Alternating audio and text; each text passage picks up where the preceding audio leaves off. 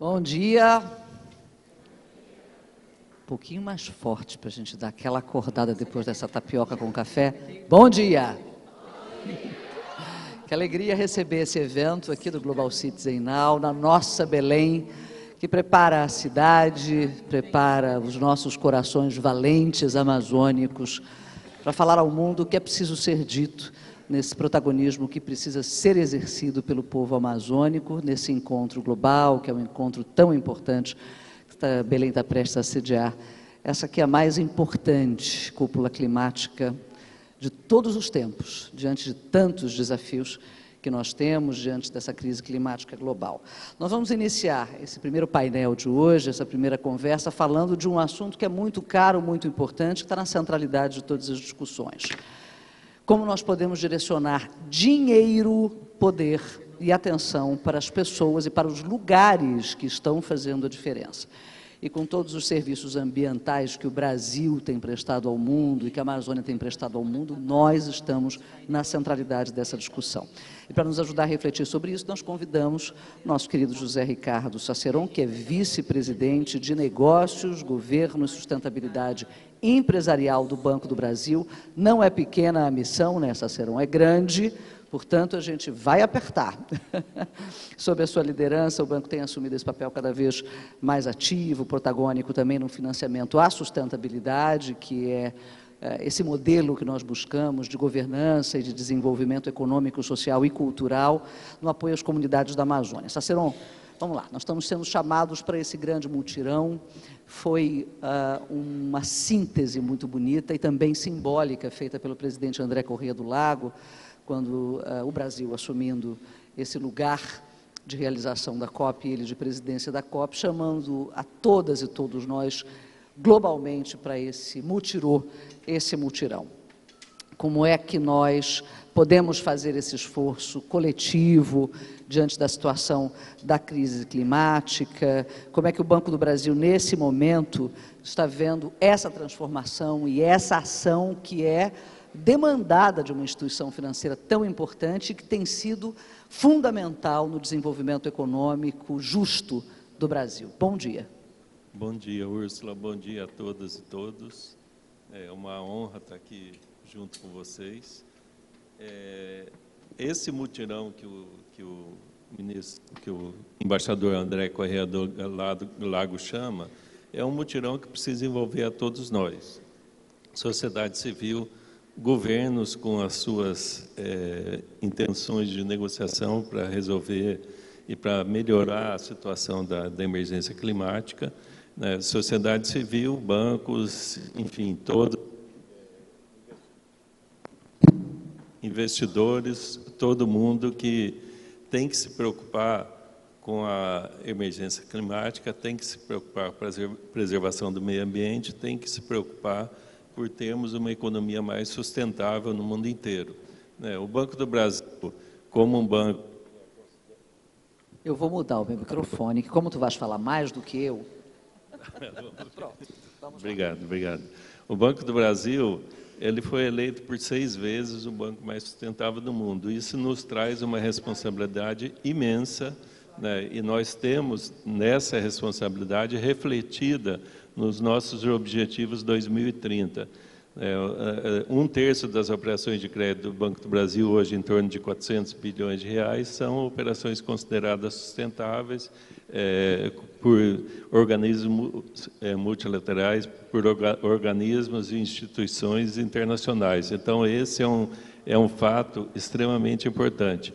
Aqui na Amazônia, o Banco do Brasil tem uma responsabilidade muito grande. Primeiro, porque o Banco do Brasil sempre foi o agente financeiro da agricultura brasileira e da pecuária e da produção brasileira. O Brasil não seria um dos 3 maiores produtores de alimentos do mundo se não tivesse operação de crédito importante como as do Banco do Brasil. Mas agora, neste momento, nós precisamos fazer uma transição para uma agricultura, para uma produção cada vez voltada para a preservação do meio ambiente. É isso que a gente tem procurado fazer. Inclusive, depois eu vou citar a nossa experiência de bioeconomia aqui da Amazônia, que é muito interessante. Falaste em bioeconomia, Saceron. Nós temos o Plan Bio, que é um plano arrojado e visionário do governo do Estado, feito com uma ampla escuta do movimento social, quilombolas, extrativistas, ribeirinhos, comunidade indígena, para entender o que faz sentido para o nosso território. A Amazônia ainda é muito incompreendida pelo mundo. Não só esse território do ponto de vista geográfico, mas socialmente e culturalmente. Por que é tão importante essa COP acontecer na Amazônia e por que há tanta incompreensão e, não raro, preconceito do mundo em relação a essa região? Então, a Amazônia, é importantíssimo acontecer aqui na Amazônia, em Belém do Pará, pelo seguinte motivo: a gente está jogando luz sobre a Amazônia. A gente está jogando luz sobre a maior floresta do mundo, floresta tropical do mundo, e a gente precisa ter consciência do mundo inteiro que ele precisa ajudar a preservar a floresta amazônica e precisa pagar por serviço ambiental, que isso não é considerado ainda no mundo. Então, quando a gente trata de crédito de carbono, por exemplo, né, que é uma maneira de pagamento por serviço ambiental, a gente está trazendo recursos para essa região através desse tipo de atividade. Então, só para citar um exemplo, né? E nós precisamos cada vez mais exercer atividades aqui na Amazônia que apoiem as comunidades que têm conhecimento tradicional e que explore a floresta, explore a grande biodiversidade que a gente tem aqui na Amazônia de maneira sustentável. A gente precisa apoiar esses povos. A gente tem uma experiência muito interessante de bioeconomia aqui, que começamos o ano passado. A gente montou unidade aqui em Belém do Pará, uma segunda na Amazônia, está expandindo para o Nordeste, que leva crédito a essas populações, de maneira que a gente não espera, o banco não espera as pessoas nos procurarem, nós vamos atrás delas. E de que maneira? Oferecendo crédito e, ao mesmo tempo, ajudando a estruturar toda a cadeia de valor, ajudando a estruturar a existência de cooperativas, de associações com população ribeirinha, com quilombolas, com população indígena, com pequenos agricultores, e esse fornecimento de crédito é uma das partes. O grande desafio, eu entendo, é fazer a distribuição desses produtos. Só para citar um exemplo, eu estive em Roma esses dias e comprei um pacotinho de mix de castanha. Lá dentro tinha castanha do Brasil e tinha castanha de caju. Do Pará. O nome dessa castanha é do Pará, não é nada de do Brasil. Não, como o Banco do Brasil... A gente vai te perdoar por essa. Não, como o Banco do Brasil é uma instituição nacional, eu preciso falar do mais geral. A castanha é nossa, né, gente? Pelo amor de Deus. Não, o Pará está dentro do Brasil, mas tudo bem. É isso, tá Vocês bom. Entenderam muito bem. Você não podia. A gente não pode evitar, porque isso daqui dói ali naquele fígado. Mas eu estava brincando com o Eduardo agora há pouco, e eu digo o seguinte: nós na Amazônia temos dores ancestrais.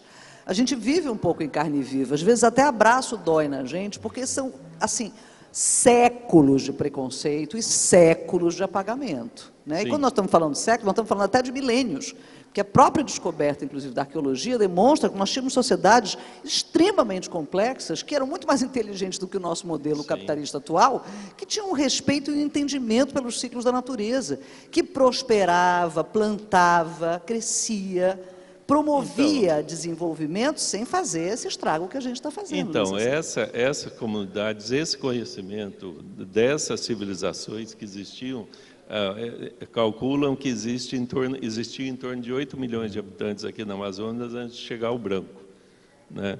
Antes de chegar o branco e arrasar grande parte com as doenças aí trazidas pelo Banco Europeu. Então, esse conhecimento, uma parte foi perdida, mas uma parte está existente nos povos tradicionais. A gente precisa aproveitar, precisa apoiar isso. E quando eu falei do mix de castanha lá de Roma, né, eu quero saber o seguinte: como essa castanha chegou lá, quem levou até lá, qual o preço que foi pago por essa castanha, né? Lá no produtor, e como o produtor teve condição de tirar essa castanha e levar até o distribuidor. Então, a gente tem que entender toda essa cadeia de valor para levar a esse produtor um preço justo e apoiá-lo na sua atividade com crédito, com toda a forma. Então, o mundo precisa entender isso. Precisa entender que não precisa só comer meia dúzia de cereais que existem no mundo e pode ter uma alimentação muito mais saudável com esse tipo de produto. Então, essa atividade a gente tem que apoiar cada vez mais. Cícero, o tempo está correndo muito mais do que a gente gostaria, a gente só tem 6 minutinhos aqui, eu vou juntar 2 perguntas aqui.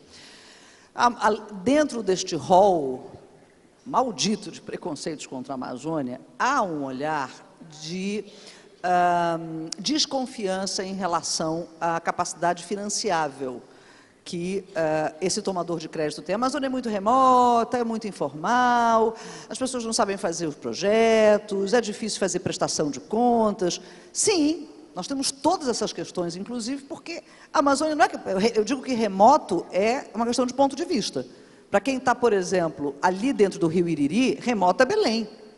Então, é também uma camada de preconceito simbólico e linguístico da gente dizer o seguinte: remoto é o Rio Iriri, remoto é o Xingu. Mas como é que a gente consegue mudar essa mentalidade dos órgãos financiadores, das grandes instituições de crédito, dos próprios fundos financiadores do desenvolvimento sustentável, para entender que a Amazônia tem capacidade de acessar esses financiamentos e, principalmente, fazer esse dinheiro chegar em quem está fazendo a transformação, sem tantos intermediários por conta de uma burocracia que é excludente? Então, esse é o grande desafio.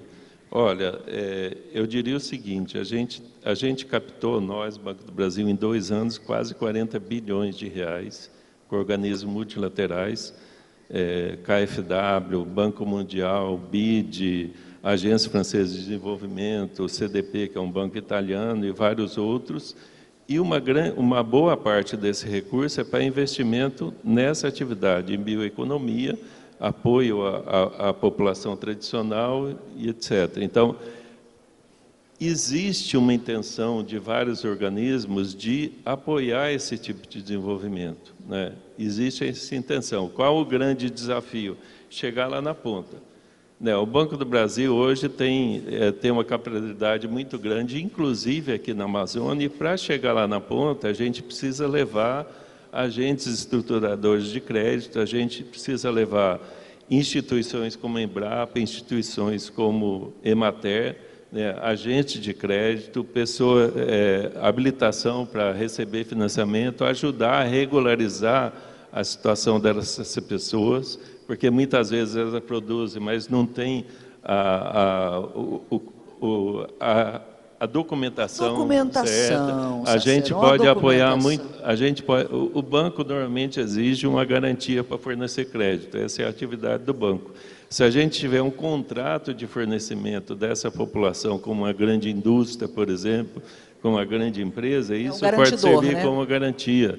Tem experiência de microcrédito com aval solidário entre a população. Então, tem vários desafios. Né, Cícero? Porque o grande capital financeiro tem fundo garantidor. Então, nós temos, inclusive, o Banco do Brasil administra o FCO, Fundo Garantidor, que é um fundo do governo federal que tem várias linhas de crédito que a gente aplica. Tem fundo constitucional como o Fundo do Norte, FNO, que é o BASA, operado pelo BASA. Nós operamos o Fundo do Centro-Oeste, que pega uma parte da região amazônica, então tem oportunidade de crédito para essa população. A grande dificuldade é chegar até lá, né? Qual a experiência que a gente tem feito nos últimos tempos? A gente leva, inclusive, a internet para o tomador de crédito conseguir abrir uma conta no Banco do Brasil, né? Então, esse tipo de atividade, a gente tem que entender as dificuldades, as necessidades dessa população e chegar até lá para a gente oferecer crédito de maneira que elas consigam preservar a floresta, exercer uma atividade que dialoga e transforma a floresta e implantar soluções como o sistema agroflorestal, por exemplo. O Pará, o estado do Pará, hoje é o maior produtor de cacau do Brasil, né? A gente pode apoiar. Açaí. E de açaí também. De açaí tem, nos Estados Unidos tem 2, 3 mil pontos de vendas de açaí, né, que já virou uma commodity, mas ao mesmo tempo a gente pode apoiar essa população e está apoiando para levar o açaí, para levar o cacau até uma indústria que processa esse alimento. E a grande preocupação que o agricultor, que o extrativista, que a comunidade receba um preço justo pelo produto que ela está oferecendo. E, para isso, a gente precisa de muito apoio a essa população.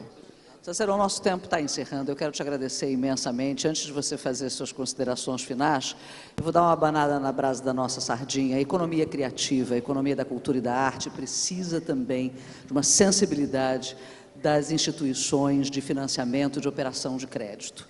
Nós também queremos muito, leve a presidente Taciana, que nós queremos muito, um Centro Cultural Banco do Brasil aqui na Amazônia, na região norte. Estamos esperando esse movimento do Banco do Brasil, né? Ainda não chegou na Amazônia, estamos aqui, esperando vocês de braços abertos. Gratidão pela tua participação conosco na abertura desse Global Citizen Now. Leve o nosso abraço a todos os seus colegas do banco. Agradecemos essa presença do Banco do Brasil na Amazônia.